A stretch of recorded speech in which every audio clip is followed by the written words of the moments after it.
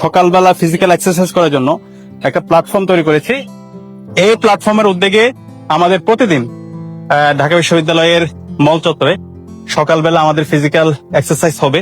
এখানে আমরা আসবো, একসাথে ফিজিক্যাল এক্সারসাইজ করব। সকাল সকাল ঘুমায় যারা, সকাল সকাল উঠে সবকিছুতে বড় হবে, মিথ্যে যেনই মোটে। এবং আমরা একটা সুন্নাহ তো জানি, say no to morning sleep, it is সুন্নাহ।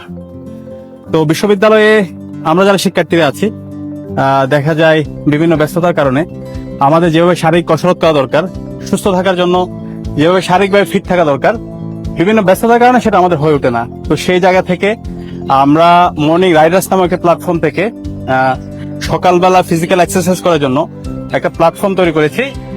এই প্ল্যাটফর্মের উদ্যোগে আমাদের প্রতিদিন ঢাকা বিশ্ববিদ্যালয়ের মল চত্বরে সকালবেলা আমাদের ফিজিক্যাল এক্সারসাইজ হবে।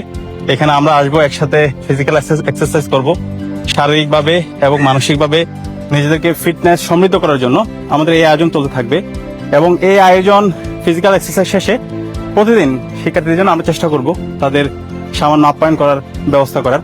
তো আজকে থেকে আমাদের এই যাত্রা শুরু হয়েছে। আমরা স্বতঃস্ফূর্তভাবে শিক্ষার্থীদেরকে দেখতে পেয়েছি, তারা এসেছে এবং এটা উন্মুক্ত থাকবে, ছাত্র এবং ছাত্রী সবার জন্য উন্মুক্ত থাকবে।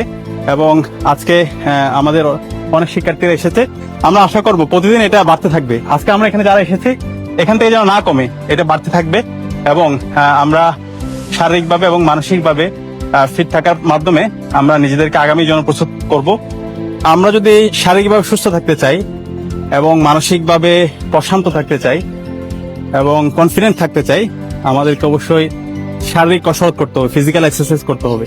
এবং আমরা দেখতে পাচ্ছি বর্তমানে যুব সমাজের বিভিন্নভাবে তাদের রোগ ব্যাধি বৃদ্ধি পাচ্ছে। অনেকের আমাদের রিসেন্ট সময়ে অনেক শিক্ষার্থীরা তারা মারা গিয়েছে ফিজিক্যালি তারা ফিট না থাকার কারণে।